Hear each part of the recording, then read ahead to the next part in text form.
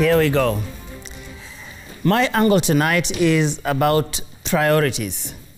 For the last 6 months, the country has been in the middle of a historic pandemic that has grounded the whole world all at the same time. The president has addressed the nation more than 10 times on this very issue, the highest number of addresses any president in this country has ever given on any single issue in such a short time.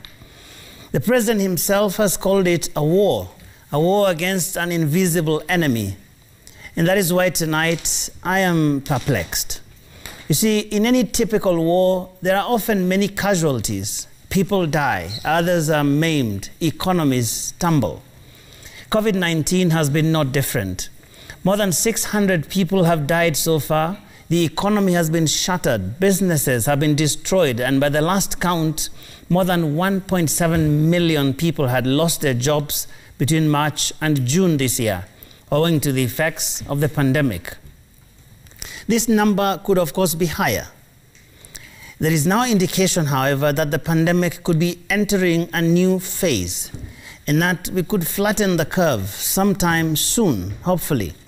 And everywhere in the world, when a war ends, people do not resume life from where they left it off.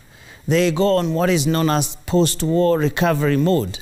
They go on rebuilding economies, businesses, lives, and every social fabric that had been torn asunder by war.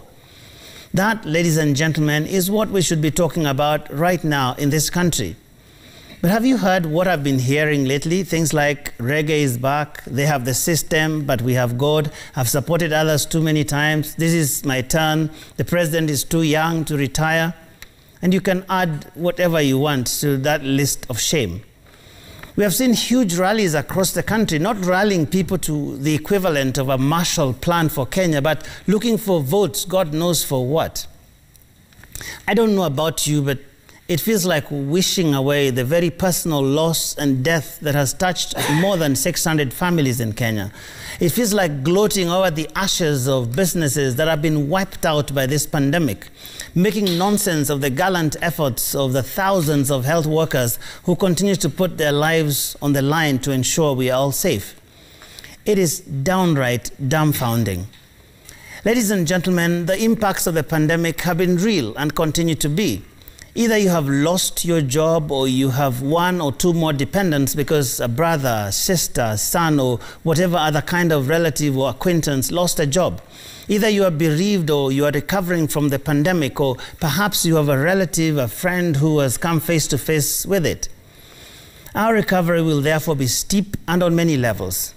That is why right now I would expect every single politician to be concerned about what is really important. How do we move from here? How do we get the economy growing again? How do we address the social exclusion that has been worsened by the COVID-19 pandemic? How do we recover the lost jobs and create even more? We should be discussing how to create a dynamic economy that begins to address these challenges and come up with ideas to promote social inclusion. What are the 1.7 million people who are out of a job to do? What about 8 million or so that depended on them? Will they eat BBI or 2022? Are they all going to work in the secretariats of these very ill-timed campaigns?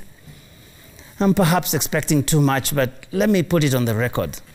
The BBI process, for whatever it is worth, is perhaps important. Campaigning for 2022 or even 2047 is also a constitutional right.